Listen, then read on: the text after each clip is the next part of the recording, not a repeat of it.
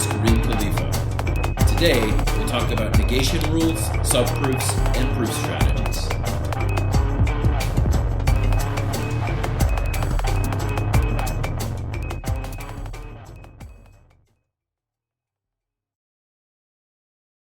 Given the title of this talk, I'm sure the overview is going to completely surprise you. We're going to start off by looking at proofs involving negation. Next, we'll look at subproofs. Finally, we'll look at proof strategies. Let's begin by looking at the inference rules for negation. Like conjunction, identity, and disjunction, negation has both an elimination rule and an introduction rule. Negation elimination is relatively straightforward. It says from a double negative, infer a positive. For instance, from the fact that Khalifa is not unfriendly, we may infer that Khalifa is friendly. If we were to set this up in a formal proof, we would have our premise, it's not the case that Khalifa is not friendly, and we would have our conclusion that Khalifa is friendly, and we would infer step 2 from step 1 on the basis of negation elimination. Note that this only requires one trigger, as I've used it before. In other words, we're applying negation elimination to 1 in order to infer 2. Negation introduction is a little bit trickier. This is basically a more regimented version of what we called indirect proof or proof by contradiction in an earlier lecture. This says from a subproof of a contradiction from P, infer not P. In other words, if you find out that P leads to a contradiction, infer not P. Obviously, negation introduction is only going to work if we have some way of introducing a contradiction, that upside down T. And basically it's very straightforward. If you have P on one line and not P on another line, you can infer that upside down T. Right? That's contradiction introduction. Let's look at a very simple application of negation introduction to get a feel for these rules. We know that if A is identical to B and B is not identical to C, then A cannot be identical to C. Note that in this proof we don't explicitly use the negation sign because not equals is sort of a special piece of notation. But you could represent it as a negated claim, and it would look exactly as it looks in that oval in blue over there. So although negation introduction is a somewhat complicated rule compared to some of the other rules we've looked at, one of the virtues of its complexity is that it imposes actually a lot of structure on how your proof has to go. Here's a nice illustration of this. Just looking at the premises and knowing that we have to apply negation introduction here gives us a skeleton of the proof. We start off with our premises. We know that we have to assume the opposite of what we ultimately want to prove. Then somewhere in there we need to get that contradiction in the subproof. And that allows us then to bust out of the subproof and actually affirm our ultimate conclusion. And we know that it's going to involve something with negation introduction. Right? So we've got actually a fair amount of structure to this thing, and it's just filling in the blanks at this point. Let me point out that what happens after line 3 might span far more lines than the 3 question marks we have here, but all in all, this is still fairly structured compared to some other things that you've looked at. Okay, so let's start to fill in the blanks of that skeleton we had on the previous slide. This is what we have starting off with it, and now we know that our next step is basically to find a contradiction.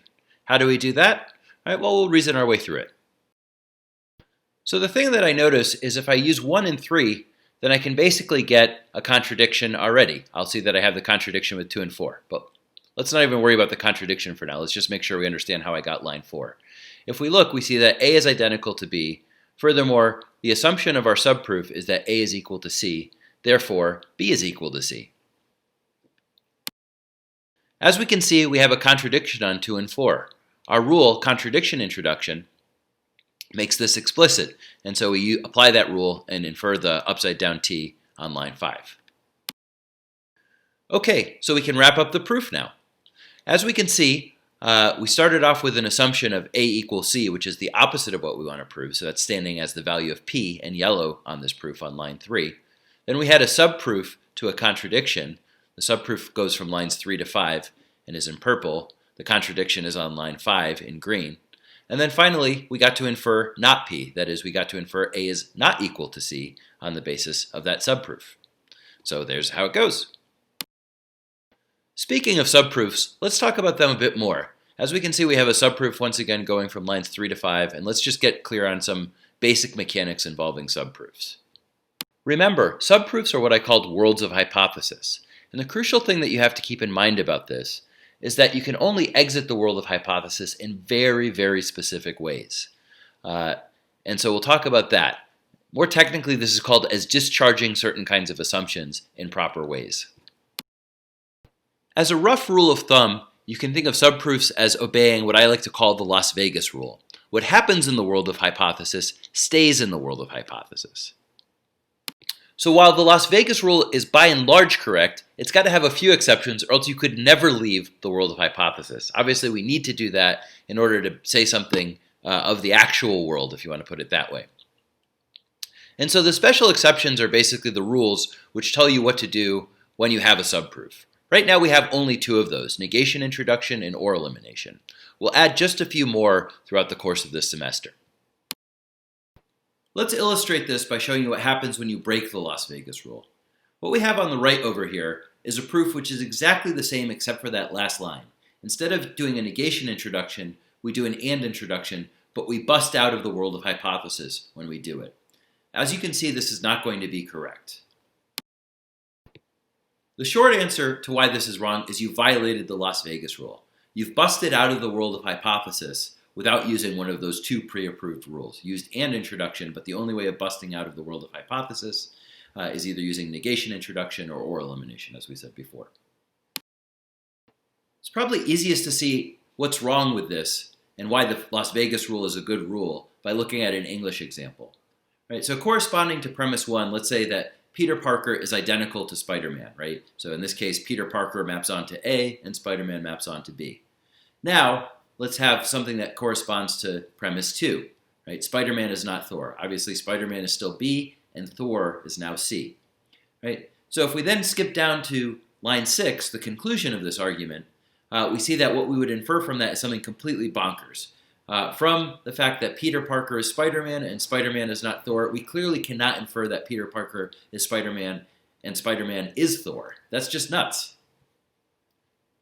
So this tells us that there's something really powerful and intuitive about the Las Vegas rule. It basically prevents us from making invalid inferences. Okay, the last thing I want to discuss are proof strategies. These are really, really important. These are big picture ways of approaching proofs. And if you tackle them the right way, they're also big picture ways of just approaching clear and good thinking going forward. So you can carry these over to English. It's easiest to appreciate the force of proof strategies by thinking of two different ways of going about a proof. One way of doing this is broadly by a trial and error method. You just kind of say like, oh, okay, I have this statement, I can apply this rule to it, and hopefully if things shake out in the right way, I'll get the conclusion that I want. This is really not going to work for you long term, right? It might be working for you now because we're doing relatively simple proofs, but as soon as proofs get more complicated, this is just a recipe for disaster. In contrast to the trial and error method, there's what we may call the method of reverse engineering your proofs. This is the preferred way to do things, and this is what the proof strategies force you to do. The core idea behind reverse engineering is that you start with your conclusion and work your way backwards until you sort of join up with the premises. Hence the title, reverse engineering. As a reverse engineer, you always want to ask yourself two questions. The first of these is, what's the main operator of my conclusion? Now, one of the cool things about proof strategies is you can even apply them to parts of a proof, and we'll get into this in a second. But in that case, what you'll be asking is, what's the main operator of my subconclusion? The second question you should be asking yourself as a reverse engineer is, what's the proof strategy associated with that operator?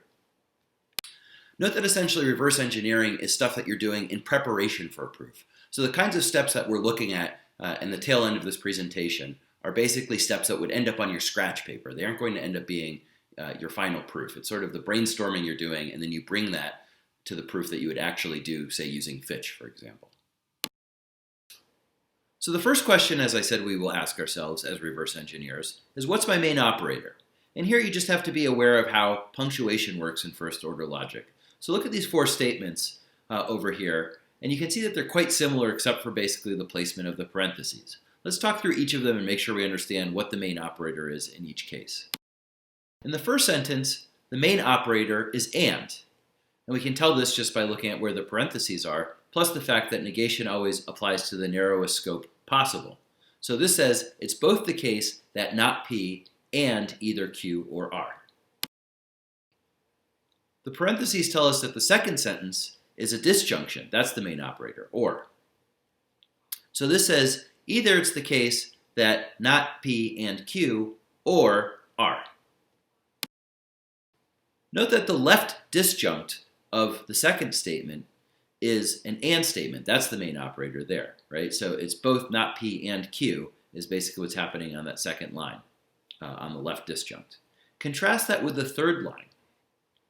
The main operator here is also or, however, the main operator of the left disjunct is no longer and, but not, and this is simply because of where we've put the parentheses. So in English, what the third statement says is either it's the case that not both P and Q are true, or are. Finally, the main operator of the fourth expression is not, negation, and you can tell this by where the parentheses are placed. What this says is it's not the case that both P and either Q or R. So hopefully that was just a nice refresher on how to identify the main operator. The real virtue of being a reverse engineer comes with what are called proof strategies. Once you've identified your main operator, this basically tells you how to structure your proof, right? So for instance, if we have a conjunction, we basically know that what we should try to do is get each of the conjuncts on its own and then combine them using and intro, right? So with this particular expression, we try to prove not P on its own, and then we try to prove Q or R on its own, and then we put them together using and intro. When or is your main operator, there's a few different ways to go because or statements are sometimes a little slippery in terms of how you prove them. The most straightforward proof strategy when or is your main operator is the one listed there as under item 1. You basically get one of the disjuncts on its own and then you use or intro. So for instance, with either of these two disjuncts, which are highlighted in that red square up in the top right corner, if you could get R by itself, then you could do or introduction and get the whole disjunction. Alternatively, you might get one of the other disjuncts, which are a little bit more complicated, and use or introduction. Frequently, however, that first proof strategy for or isn't available. And so here's another one you might consider. If there's a disjunction in the premises, you can prove your subconclusion from each disjunct and then use or elimination. Right? So you basically be proving an or from another or. It's a little bit more complicated, but it's often a very effective strategy. So here's a kind of example where that second proof strategy for or is very useful. Let's illustrate it just with one of those little diagrams that we have instead of walking through the whole proof. So according to the premise, either P and S has to be true or Q and R has to be true. We can represent that with a branching structure. Now, if P and S is true, then S is true, and from that we see that Q or S is true. Similarly, if Q and R is true, then Q is true, and so we know that Q or S is true. Thus, all roads lead to Q or S. So this is how you can use or elimination in order to prove an or statement, which is a little counterintuitive when you think about it. So finally, suppose you have negation as your main operator. Here, what you're going to want to do is use negation introduction, right? So in this particular example, we'd have a subproof, which would have as its premise P and Q or R. We try to get a contradiction given the other information we have in the proof. From there, we could bust out of our subproof, our ruled-of hypothesis, and infer the desired conclusion that it's not the case that both P is true and either Q or R is true. Finally, the thing to note about negation introduction is if all else fails, it's a good proof strategy to use. So suppose you're trying to prove an or statement and it just doesn't work with either the first of those strategies or the second of those strategies on the table. What you might try to do is suppose the opposite, some negated or statement, try and get a contradiction, and then of course you can use negation introduction to do this. Right? One way to think about this is everything is a negated statement one way or the other. So any statement P can always be thought of as the negation of not P, for instance. And so this is why it's a very general catch-all or safety net for any kind of proof strategy that you have. So what I now want to show you is that you can apply proof strategies throughout a proof in order to get a really nice big picture and sort of medium level picture and maybe even like zooming in on finer details as it were in a proof. You can flesh out a lot of what you're doing without actually going through and powering through your premises and trying to yank out every possible conclusion you can, what I called the trial and error method before. All right, so let's look at one of the statements we discussed earlier. Right? Not P and either Q or R. So first question we ask ourselves is, what's the main operator? It's and. Then the next question we ask ourselves is, what's the proof strategy associated with and? And that ends up being that we get not P by itself and either Q or R by itself, and then we use an introduction. Now here's where you can extend proof strategies even further. We now have to ask ourselves, well, how are we going to get not P and Q or R in order to move further up this proof as it is? You see, we're doing reverse engineering. We're working backwards. We're starting from the conclusion, and now we have two sub-conclusions, right? And you can just ask those same two questions of each of these sub-conclusions. Let's just look at not P, right? We ask, what's our main operator, and what's the proof strategy associated with it? Well, the first question should hopefully be easy to answer at this point, right? The main operator of not P is negation. And that gives us a pretty straightforward answer to the second question. The proof strategy for negation is basically to assume the opposite, in this case P, in a subproof, and then try and get a contradiction. Obviously, there's a lot of details you're still going to need to flesh out, but hopefully you see how this would be useful on your scratch paper, as it were, as preparation for the proof as you approach it in Fitch, instead of just doing a brute trial and error method. Note that you can do the same thing with that other subconclusion, Q or R. It's a little bit more complicated because I haven't given you any premises, but the fact that I can get this far with a proof without knowing what the premises should already give you a sense of how useful these proof strategies are. It only gets more useful when we actually have a complete argument in front of us, rather than just a conclusion and working our way backwards. So let's give you a quick recap. As we've seen, like identity and conjunction and disjunction, negation has elimination and introduction rules. Second, we saw that subproofs are a very powerful tool to have in your toolkit. However, you have to use them responsibly.